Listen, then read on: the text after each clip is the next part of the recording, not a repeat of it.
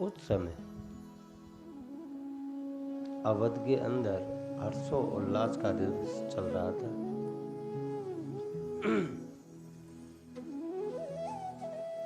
क्योंकि अवध के अंदर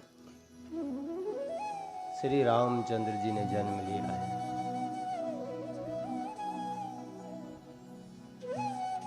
और राम जी के जन्म से सारी पीड़ाएं खत्म हो चुकी थी। सरजू नदी के अंदर निर्मल जल बह रहा था। निर्मल जल के अंदर हमारे 3300 कोट देवी देवता अनेकों प्रकार के रूप धारण करके अवध में रामलला के दर्शन करते थे और उनकी जैसे बन पाए वैसे सेवा कर रहे थे। बस सेवा का लाभ भोले भंडारी को नहीं मिल पाया, दर्शन का भी लाभ नहीं मिल पाया।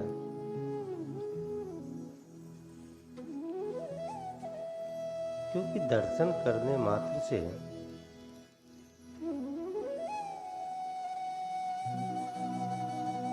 जो सारी पीड़ाएं खत्म हो जाती हैं लोगों की, वह श्री रामचंद्र जी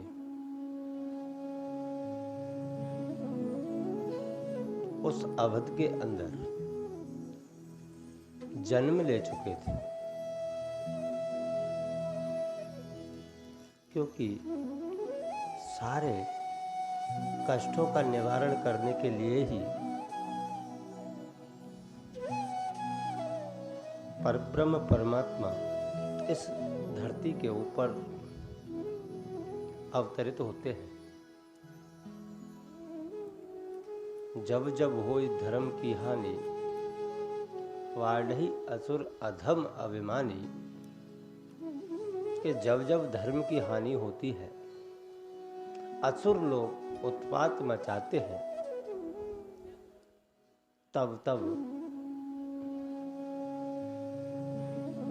हमारे श्री प्रभु को अवतार लेना पड़ता है। और वह अवतार लेते हैं। अवतार लेने के बाद में अनेकों प्रकार की लीलाएं करते हैं और उन लीलाओं का भाग रूप बनने के लिए सभी देवी देवता अलग अलग रूप धारण करके उसी धरा के ऊपर रहते हैं। भगवान श्री राम की सब सेवा कर रहे हैं और अनेकों प्रकार से मंगल गान हो रहे हैं। क्योंकि भगवान निशाचरों का नाश करने के लिए ही अवतार लेते हैं, लेकिन जो हमारे देवता हैं वह प्रभु की लीलाएं देखने के लिए आतुर रहते हैं। क्योंकि सबको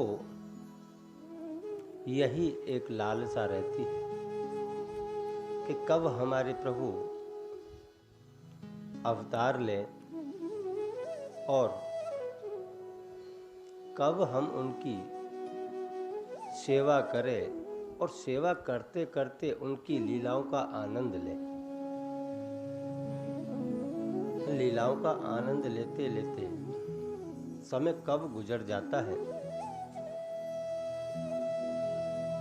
यह कहने मात्र है। क्योंकि आप स्वयं देखते हो कि जब समय सुख देने वाला हो, वह सुख देने वाला समय कितनी जल्दी निकल जाता है, यह हमें भी नहीं पता। पता कब चलता है? जब दुख का आगमन होता है, फिर वह सुख वाला जो समय है, हमने कैसे गुजारा, ये इस चीज को याद कर कर के रोते हैं। क्योंकि कष्ट कब होता है? कष्ट तभी होता है जब मनुष्य सुख के चक्कर में स्वयं के मूल, स्वयं के मुख्य उद्देश्य को भूल जाता है। कष्ट तभी होता है अगर हम स्वयं उस उद्देश्य को ना भूलें, जिस उद्देश्य से इस धरा के ऊपर हमने जन्म लिया है, तथा जन्मों जन्म के बंधन से मुक्त होने के लिए हम उस रास्ते को नहीं भूल सकते। यह 24 घंटे हमारे हृदय के अंदर एक रूटीन बन जाए,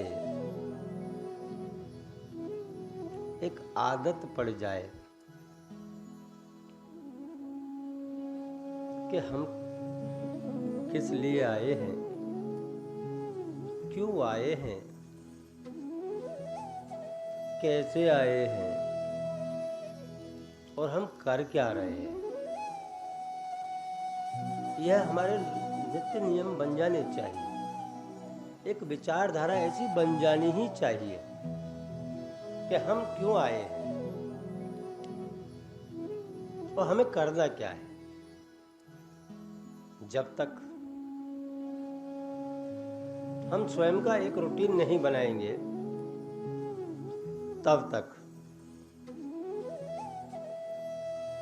हमें ऐसा ही लगेगा कि फलाने भाई से ज्यादा कष्ट हमको होता है, अथवा सामने वाला सुखी है और हम उसके सुख को देख करके दुखी हैं। सामने वाला रात और दिन काम करके अपने बच्चों का पालन पोषण कर रहा है, तो भगवान की कृपा से उसके पास में थोड़ा बहुत भी है, तो वह परमार्थ के लिए गरीब बच्चों को, गरीब इंसानों को, मंदबुद्धि इंसानों को तथा हॉस्पिटलों में अपना योगदान कर रहा है। अपना समय, संपत्ति अगर भगवान की कृपा से उसके पास में थोड़ी है और वह परमार्थ के लिए उसको उपयोग में ले रहा है, किसी को भरपेट भोजन करा रहा है, तो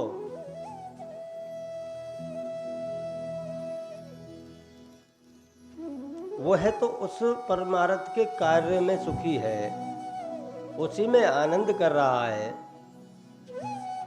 लेकिन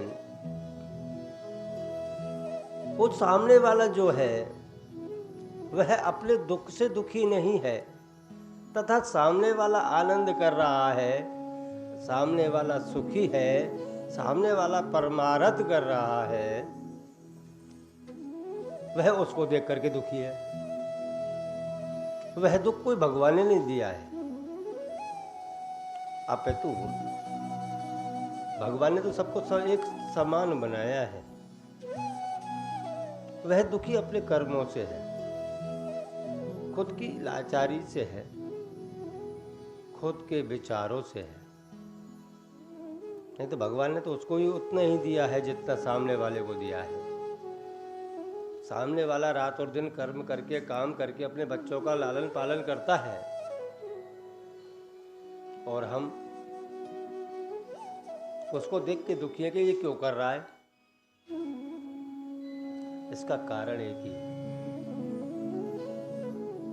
कि हम हमारे